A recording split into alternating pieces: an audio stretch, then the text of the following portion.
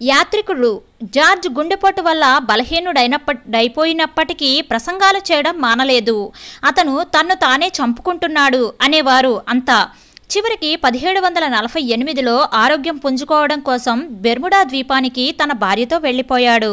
అక్కడి నుండి ఇద్దరు ఇంగ్లాండ్ వెళ్లారు. తన జీవితంలో చాలా కాలం వరకు జార్జ్ వ్యక్తిగతంగా తనకి, తన మెథడిస్ట్ సిద్ధాంతాలకి వ్యతిరేకులైన అల్లరిమూకల దౌర్జన్యాలను సహిస్తూనే వచ్చాడు. తన ప్రసంగం వినపడనీయకుండా చెవులు హోరెత్తించే చర్చి గంటలు, చిన్న చిన్న ఊళ్లలో తన వీధి ప్రసంగాలకు కలిగే ఆటంకాలు, తనకేమీ పట్టనట్టు ఊరుకునే పోలీసులు, న్యాయాధిపతులు ఇవన్నీ అతనికి అలవాటే.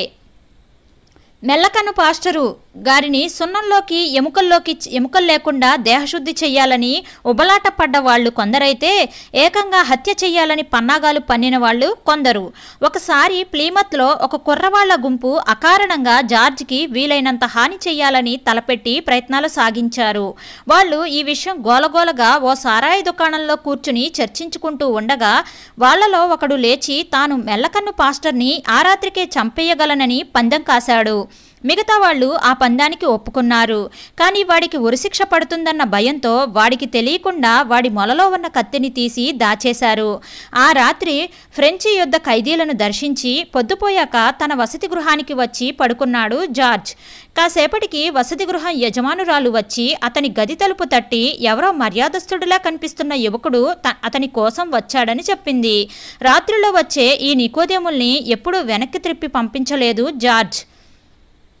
ఆ యువకుడు వచ్చి అతని మంచం పక్కన కుర్చీలో కూర్చున్నాడు. తాను నౌకాదళంలో ఒక ఆఫీసర్నని పరిచయం చేసుకున్నాడు. అతడు చెప్పిన పేరు వినేసరికి జార్జ్కి అనుమానం వచ్చింది. ఆ పేరున్న ఆఫీసరు జార్జ్కు బాగా తెలుసు. 15 రోజుల క్రితమే అతన్ని కలిసి మాట్లాడాడు కూడా. ఈ సందేహమే జార్జ్ వెలుబుచ్చేసరికి గుట్టు బయటపడిపోయిన ఆ యువకుడు ఒక్కసారి లేచి నిలబడి, దుష్టుడా, దుర్మార్గుడా, కుక్క అని గట్టిగా కేకలు పెడుతూ జార్జ్ మీదికి చేతికర్రతో లంఘించాడు. హత్య, హత్య, హత్య, రక్షించండి! జార్జ్ గొంతు చించుకుని కేకలు పెట్టడం మొదలెట్టాడు. తాను స్వతహాగా పిరికివాడినని స్నేహితులతో ఎప్పుడూ చెబుతుంటాడతను. తన మీదికి దూకిన వాడి చేతిలో బంగారపు పిడి ఉన్న చేతికర్ర మాత్రం ఉంది. కానీ ఏమో ఏ క్షణంలోనైనా ఏ తుపాకో ఏ పిడిబాకో తీస్తే ఇంకేముంది? అతని కేకలు విని ముసలావిడ, ఆమె కూతురు పరిగెత్తుకుంటూ వచ్చారు. ధైర్యంగా ఆ యువకుడి కాలర్ పట్టుకుని వెనక్కి లాగుతూ గగ్గోలు పెట్టసాగారు. వాళ్ళని విదిలించి జార్జ్ని మరో దెబ్బ వేశాడతను. ఆడవాళ్ళిద్దరూ జార్జ్ గొంతులు చించుకుని హత్య, హత్య అని అరుస్తుంటే అతని గుండె బేజారిపోయి గదిలోంచి బయటకు పరిగెత్తాడు. మెట్లు చూసుకోకుండా కాలుజారి మెట్ల మీద బంతిలా దొర్లుతూ క్రింది అంతస్తులో పడ్డాడు. ఆ యువకుడికి సహాయంగా వచ్చిన మరొకడు ఇది చూసి అతనికి ధైర్యం చెబుతూ ఒక్క గంతులో మెట్లెక్కి హోటల్ యజమానురాలి కాళ్ళు దొరకబుచ్చుకుని మెట్ల మీదుగా క్రిందికి దొర్లించాడు. ఈలోగా చుట్టుపక్కల వాళ్ళు గుమిగూడడంతో ఆ యువకులిద్దరూ పారిపోయారు. దెబ్బలు తగిలి ఏడుస్తున్న ఆడవాళ్ళిద్దరినీ చేతనైనంత మటుకు ఓదార్చి తిరిగి పడక చేరాడు జార్జ్. హత్య నుండి, హఠాన్మరణం నుండి మమ్మల్ని విడిపించు తండ్రి అని ప్రార్థన వల్లించుకుంటూ నిద్రలోనికి జారాడు. తన మీద హత్యా ప్రయత్నం చేసిన వాళ్ల గురించి ఫిర్యాదు చేయడానికి ఇష్టపడలేదు జార్జ్. ఒళ్లంతా నొప్పులు, కానీ దేవుణ్ణి ప్రేమించే వాళ్ళకి అన్ని విషయాలు సమకూడి జరుగుతాయన్న నిశ్చయిత మాత్రం మనసులో ఉంది. అనుకున్నట్లే అది నిజమయ్యింది. ఎలాగంటే జార్జ్ మీద హత్యా ప్రయత్నం జరిగిందన్న వార్త ప్రజల్లో సంచలనం రేకెత్తించి ఇంతకు ముందెన్నడూ ఆ ప్రాంతంలో అతని సభకి రానంత జనం వచ్చేలా చేసింది. ఆ సభలో మారుమనసు పొందిన వాళ్లలో పాశ్చాత్య దేశాలన్నిటిలో గొప్ప సువార్థికులుగా పేరుమాసిన వాళ్ళు ఉన్నారు. ఓడ కార్పెంటరీ పని నేర్చుకుని ప్లీమత్ నౌకాశ్రయంలో ఉద్యోగం వెతుక్కుందామని వచ్చాడు హేరీ టానర్. తనలాంటి కుర్రకారుతో కలిసి జేబుల నిండా రాళ్లు నింపుకుని మెల్లకన్ను పాస్టరు ప్రసంగానికి వెళ్ళాడు. ఆ రోజు ఒక్క రాయి అయినా విసరక ముందే జార్జ్ ప్రసంగంలో లీనమైపోయాడు. అతను జార్జ్ చెప్పిన కథలకు హాయిగా నవ్వాడు. రాబోయే శిక్ష గురించి చెబుతుంటే భయంతో వణికిపోయాడు. జార్జ్ మాటల్లో ఏదైనా నిజం అంటూ ఉంటే మాత్రం తన భవిష్యత్తంతా అంధకారమయమే అన్నమాట. జేబులోని రాళ్లన్నీ పారేస్తూ నీరసంగా తిరిగి వెళ్ళాడు టానర్. తరువాతి రోజు రాళ్లు లేకుండా వచ్చాడు. ఫుల్పిట్ పక్కగా మంచి చోటు సంపాదించుకుని కూర్చున్నాడు. ప్రారంభ ప్రార్థనలోని నివేదన అతని మనస్సుని కట్టిపడేసింది. ఆ పైన జార్జ్ తన ప్రసంగ పాఠాన్ని ప్రకటించాడు. క్రీస్తు శ్రమలు పొంది చనిపోయి 3వ రోజున తిరిగి లేచినందువలన మనుషులకు పశ్చాత్తాపం, పాప విమోచన దేశ దేశాల్లో ప్రచురించడం ఆవశ్యకం. క్రీస్తు శ్రమల గురించి జార్జ్ కళ్లకు కట్టినట్టు వివరిస్తుంటే టానర్ నోరు తెరుచుకుని విన్నాడు. ఆ ప్లిమత్ నౌకాశ్రయ ప్రాంతంలో గెత్సెమనే తోట వెలిసింది. చూడండి, జార్జ్ తన చేతులు చాపాడు. ఏం కనిపిస్తున్నది? అదుగో నా ప్రభు వేదనతో కూడిన మూలుగు, వినండి. టానర్కి అయితే సాక్షాత్తు గెత్సెమనే హృదయ విదారక ప్రార్థన ప్రత్యక్షంగా వినిపిస్తున్నది. జార్జ్ గట్టిగా ఏడ్చేస్తున్నాడు. తన ప్రసంగం చేసే సమయంలో తనలో కలిగే అనుభూతులకి తట్టుకోలేడతను. తన వాళ్ల చేత దగాపడి మరణశిక్ష పొంది శరీరం నలుగగొట్టబడి సిలువ నుండి వ్రేలాడుతూ ప్రభు పడుతున్న హింస టానర్ మీద వరదలై పారింది. కొరడా దెబ్బలు చేతుల్లో ప్రతిధ్వనించాయి. జార్జ్ ఓసారి ప్రేక్షకుల్ని పరిశీలించి చూశాడు. క్రీస్తును శ్రమలపాలు చేసిన వాళ్ల దోషం గురించి మొదలుపెట్టాడు. ఆలోచించండి, అతని ముఖం కోపంతో ఎర్రబడింది. జీవానికి మహిమకి నాథుడైన మన ప్రభువును నిర్దాక్షణ్యంగా హింసించిన నరరూప రాక్షసుల క్రౌర్యం, యూదా, కైఫా, హేరోదు, పిలాతు మొదలైన వాళ్ల రాక్షసత్వం వాళ్ల కళ్ల ముందు నగ్నంగా నాట్యం చేస్తుంటే అంతా కోపంతో ఊగిపోయారు. హఠాత్తుగా జార్జ్ తగ్గిపోయాడు. టానర్ వంక సూటిగా చూసి కేక పెట్టాడు. ఆ క్రూరుడివి నువ్వే. బీభత్సం భయంతో మొహం నల్లబడిపోయింది టానర్కి. తన వ్యక్తిగత దోషం అతన్ని దేవుని ముందు నిలబెట్టింది. తన యవ్వన ప్రాయమంతా దేవుణ్ణి లెక్క చేయకుండా ఉన్న తన నిర్లక్ష్యం అతన్ని భీతితో వణికిపోయేలా చేసింది. జార్జ్ తన చూపులు తిప్పుకున్నాడు. అతని గొంతులో నుంచి గద్దింపు స్థానంలో లాలిత్యం చోటు చేసుకుంది. రక్షకుని అంతులేని కరుణ గురించి, మరణించి తిరిగి లేచిన క్రీస్తు ద్వారా మనకు దొరికే రక్షణ గురించి బోధ కొనసాగింది. టానర్ తర్వాతి రోజు కూడా వచ్చాడు. ఆ రోజు పాఠం యాకోబు నిచ్చెన. ప్రేక్షకుల్ని నేల మీద నుంచి ఆ నిచ్చెన మీదుగా ఆకాశంలోకి తీసుకుపోయాడు జార్జ్. పాత నిబంధనలో నుంచి కొత్త నిబంధనలోకి నడిపించాడు. దేవుని సింహాసనం దగ్గరికి, లోక పాపాలను పరిహరించే దేవుని గొర్రెపిల్ల సన్నిధికి చేర్చాడు. హేరీ టానర్ విశ్వాసి అయ్యా ఆ రోజు నుంచి తుప్పు పట్టిపోవడం కంటే అరిగిపోవడం మేలు అంటూ ఉండేవాడు. జార్జ్ విట్ఫీల్డ్ ఆ సూత్రం మీదే ఆధారపడి అహోరాత్రులు విశ్రాంతి లేకుండా పాటుపడేవాడు. ఆరోగ్యం గురించి జాగ్రత్త తీసుకోమని హెచ్చరించే వాళ్లకి చిరునవ్వుతో సమాధానం చెప్పేవాడు. నా ఆరోగ్యం గురించి నాకు ఆందోళన లేదు. ఒక్కోసారి రాత్రంతా గుర్రం మీద ప్రయాణిస్తూ ఉంటాను. చాలాసార్లు ఉరుములు, మెరుపులు, వర్షాలు నా మీదుగా వెళ్ళాయి.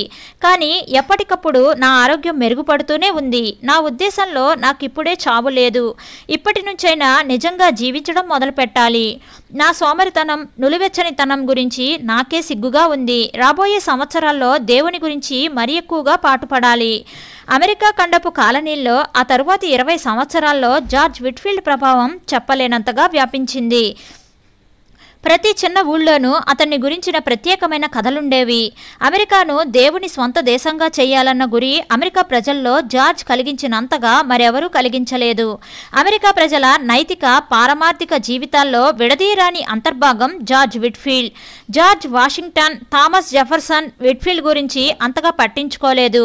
కానీ బెంజమిన్ ఫ్రాంక్లిన్ జార్జ్కి సన్నిహిత మిత్రుడు, ఆప్తుడు. కానీ ఆయన జార్జ్ విట్ఫీల్డ్ సందేశాన్ని మనసుకు పట్టించుకోలేదు తన జీవితకాలంలో. అయితే మొత్తం దేశాన్ని ప్రభావితం చేసి దేవుని దృష్టిలో నీతియుక్తమైన దేశంగా అమెరికాని తీర్చిదిద్దాడు జార్జ్ విట్ఫీల్డ్.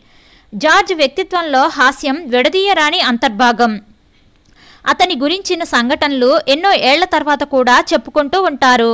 ఓసారి న్యూజెర్సీలో ఒక చర్చిలో జార్జ్ని ప్రసంగం చేయడానికి పిలిచారు. అలవాటు ప్రకారం ప్రసంగం మొదలవుతూ ఉండగా సంఘస్థులు వెనక్కి జారగిలబడి చిన్న కునుకు తీయడానికి ఉపక్రమించారు. మరి జార్జ్ ఎట్టేదుటే కూర్చుని ఒక ముసలాయన కునికిపాట్లు మొదలుపెట్టాడు. ఒళ్ళు మండిపోయింది జార్జ్కి. ప్రసన్నమైన స్వరంతోనే చర్చి అంతా వినబడేలా ప్రసంగం మొదలెట్టాడు. మెల్లిమెల్లిగా స్వరం పెంచుతూ ఉరుము శబ్దంతో అరిచాడు. నేనే ఇక్కడికి వచ్చి నా మాటలే ఇక్కడ మాట్లాడుతూ ఉన్నట్లయితే మీరంతా అరచేతుల్లో మొహం పెట్టుకుని హాయిగా నిద్రపోవచ్చు. ముసలాయన చిన్న గురకలోకి దిగాడు. కాస్తంత మెలకు వస్తే తలెత్తి వాడేమిటి వాగుతున్నాడు అని 2 మాటలు విని మళ్ళీ నిద్రలోకి జారుకోవచ్చు. కానీ నేను ప్రస్తుతం సైన్యాలకు అధిపతి అయిన దేవుని పేరట వచ్చాను. గట్టిగా బల్లగుద్ది చప్పట్లు కొట్టాడు జార్జి. నా మాటలు వినాల్సిందే, వినిపించి తీరుతాను. పాపం ప్రసంగం వింటున్న వాళ్ళకి నిద్ర కరువైంది. 1740లో విట్ఫీల్డ్, అతనితో సేవలో ఉన్నవాళ్లు అన్ని డినామినేషన్లలోనూ సువార్త వ్యాప్తిని గురించిన ఒక నూతన అవగాహనని నెలకొల్పారు. డినామినేషన్ల గోడల్ని సూటిగా అడ్డంగా పడగొట్టుకుంటూ వెళ్లాడు విట్ఫీల్డ్. దేవుని ఇంటి వెలుపల పనిచేసే సేవకుడినని తన గురించి తాను చెప్పుకునేవాడు. దేవుని ఇంటి లోపల పనిచేస్తూ దానిని అలంకరిస్తూ గదులుగా దాన్ని విభజించే వాళ్లతో తనకి నిమిత్తం లేదని అతని అభిప్రాయం. బయట ఉన్న వాళ్ళని లోపలికి పంపించడమే అతను కోరుకున్న సేవ. యూనివర్సిటీ విద్యార్థులకి, ఉన్నత వంశస్థులకి బోధించి వాళ్లలో జాగృతి కలిగించిన, ఇంగ్లాండ్లోనూ అమెరికాలోనూ ఉన్న పేదలకు జార్జ్ అతి సన్నిహితుడు. పామర్లకు అరటిపండు వలిచి చేతిలో పెట్టినట్లు సువార్త చెప్పేవాడు. సాధారణంగా అతికినట్టు సమాధానం చెప్పడంలో విట్ఫీల్డ్ దిట్ట. ఓసారి ఒక తాగుబోతు సారాయి కంపు కొట్టుకుంటూ తూలుతూ జార్జ్ దగ్గరకు వచ్చి పేరు పెట్టి పిలిచి మాట్లాడబోయాడు. మీతో ఇంతకు ముందెన్నడూ పరిచయం ఉన్నట్టు గుర్తులేదు అన్నాడు జార్జ్. ఏంటి గుర్తులేదా? ఒకప్పుడు మీ మూలానే నేను మారుమనసు పొందానండి. అవునవును, చూస్తుంటే అలాగే ఉంది. దేవుని మూలంగా మారుమనసు పొందినట్లయితే ఇలా ఉండేవారు కాదు మీరు. విట్ఫీల్డ్ అమెరికాలో ఉంటూ ఇంగ్లాండ్ తిరిగి వచ్చినప్పుడల్లా అతనిలో ఎక్కువవుతూ ఉండే ముసలితనపు ఛాయలు చూసి స్నేహితులు బాధపడేవాళ్లు. ఉబ్బసం, గుండెపోటు, విశ్రాంతి లేని అతని సువార్త పరిచర్య ఏళ్లు గడుస్తున్న కొద్దీ అతని ఆకారాన్ని మార్చేశాయి. ముఖం గుండ్రంగా ఉబ్బినట్లు అయిపోయింది. 1740లో ఉన్న నాజూకు యువకుడు స్థానంలో ప్రస్తుతం లావుగా నీరు పట్టినట్టు శరీరం తయారయ్యింది. 1764లో జాన్ వెస్లీ జార్జ్ను కలిసిన రోజున డైరీలో రాసుకున్నాడు. 50 ఏళ్లైనా నిండకుండానే విట్ఫీల్డ్ ముసలివాళ్లా కనిపిస్తున్నాడు. దేవుని సేవలో కొవ్వొత్తిలాగా కరిగిపోతున్నాడు. నేనైతే నా 63వ సంవత్సరంలో కూడా ఏ అస్వస్థత లేకుండా ఉన్నాను. 25 ఏళ్లప్పటి నా ఆకారానికి ఏ తేడా లేదు. ఊడిపోయిన పళ్ళు, నెరసిన వెంట్రుకలు తప్ప. అయితే జార్జ్కి చనిపోతానన్న భయం లేదు. అతని హృదయం ఎప్పుడూ యవ్వనంతో అలరారుతూ ఉండేది.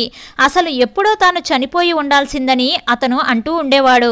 ఆయుష్కి కలుస్తున్న ప్రతి నెల ఒక అద్భుత కార్యము. నాకు 1000 జన్మలు, 1000 శరీరాలు ఉంటే ఎంత బాగుండు. 1000 నోళ్లతో క్రీస్తును ప్రకటించేవాడిని. ఈ యాత్ర ఎంతకాలం సాగితే అంత దూరం దాకా ప్రజల్ని మేల్కొల్పుతాను. ఎలిజబెత్కి ఆరోగ్యం చెడిపోవడం వల్ల అతనితో పాటు సువార్త యాత్రలకు రాలేకపోయింది. కానీ అతనికి వచ్చే ఉత్తరాల గురించి శ్రద్ధ తీసుకునేది, జవాబులు రాస్తూ ఉండేది. ఒకే దారిలో నడిచే 2 ప్రయాణికుల్లా సంతోషంగా ఉండేది వాళ్ళ దాంపత్యం. సంతానం లేదన్న దిగులు మాత్రం అప్పుడప్పుడు ఎలిజబెత్లో కనిపించేది. 1768 ఆగస్టు 8వ తేదీన ఎలిజబెత్ తనువు చాలించింది. ఆ భూస్థాపన కార్యక్రమంలో జార్జ్ విట్ఫీల్డ్ ప్రసంగించాడు.